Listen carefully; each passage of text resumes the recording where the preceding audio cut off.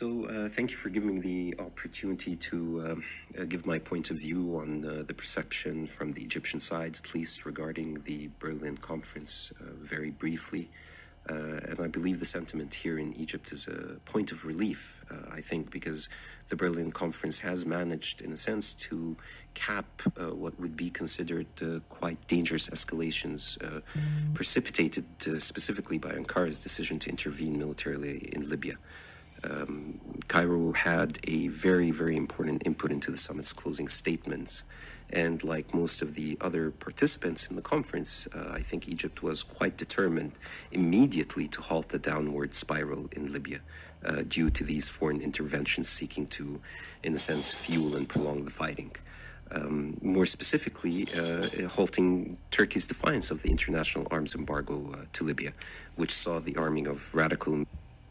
Thank you for giving me the opportunity to give my point of view on the perception from the Egyptian side, at least regarding the Berlin conference, very briefly. And I believe the sentiment here in Egypt is a point of relief, I think, because the Berlin conference has managed, in a sense, to cap what would be considered quite dangerous escalations precipitated specifically by Ankara's decision to intervene militarily in Libya. Cairo had a very, very important input into the summit's closing statements. And like most of the other participants in the conference, I think Egypt was quite determined immediately to halt the downward spiral in Libya due to these foreign interventions seeking to, in a sense, fuel and prolong the fighting. More specifically, halting Turkey's defiance of the international arms embargo to Libya, which saw the arming of radical militias allied with GNA, in addition to sending hundreds, if not thousands, of jihadists from Syria to support them. This is basically very clearly outlined in point 6 and point 18 of the conference conclusions, which called on a commitment to refraining from interference in the armed conflict or the internal affairs of Libya, in addition to fully respecting and implementing the arms embargo established by the United Nations Security Council Resolution 1970.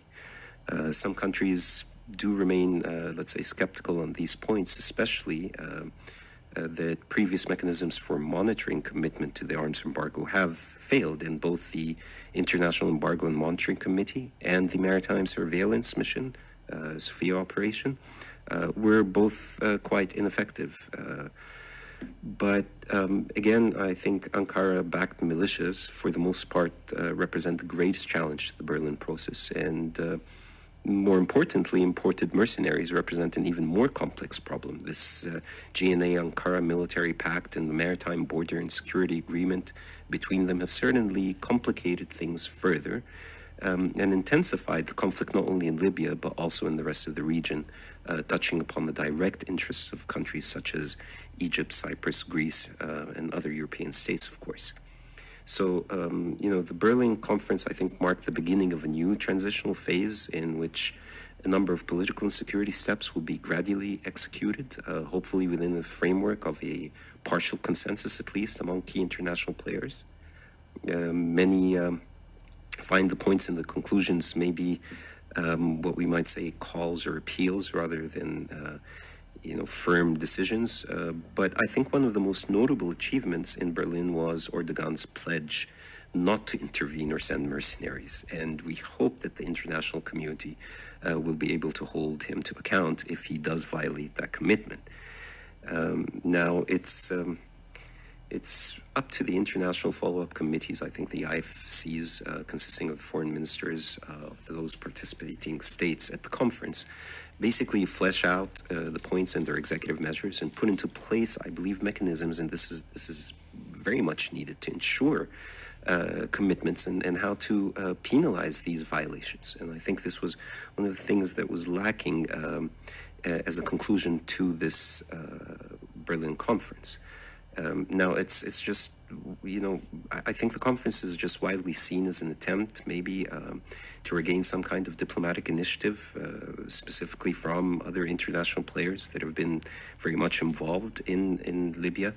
And I think One of the other notable things is, despite that General Haftar and Sarraj did not really sit together or see each other in Berlin, but both of them have agreed to nominate at least 5 members, each to a so-called military committee that will be tasked with probably establishing a more sustainable, lasting ceasefire, hopefully overseen by the United Nations.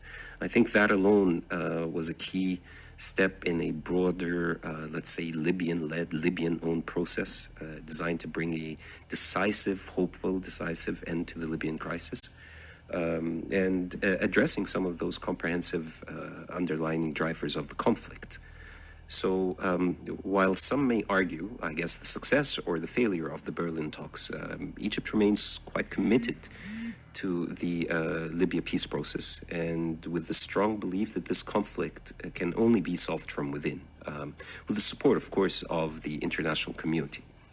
Having gone through difficult circumstances ourselves here in Egypt over the past decade, fighting a global wave of extremism and terrorism from within and abroad, the Egyptians have proven that national unity is the key forward for any country in the region. And Libya today, more than ever, is in need for reconciliation and a true homegrown national political consensus and unification. For Egypt, having a strong, stable, and growing Libya means stability and growth for the whole region. And the Egyptian leadership see the Berlin Conference as yet another step towards achieving that goal for the best interest of the Libyan people. So I think rest assured that the Egyptian government and people will not tolerate another Syria in Libya. And we're quite keen to play a positive role in the reconstruction of our next door neighbors and historical allies. We've done that through economic support, sending workers, educators, experts, health professionals, as we have done for decades, by the way, in the past, and I believe will continue to do so for decades to come. So we remain committed to an international effort for peace in Libya and the region at large, and will continue to work hand in hand with international partners, organizations such as the EU, African Union, Arab League, United Nations, towards a stable, free, and secure Libya.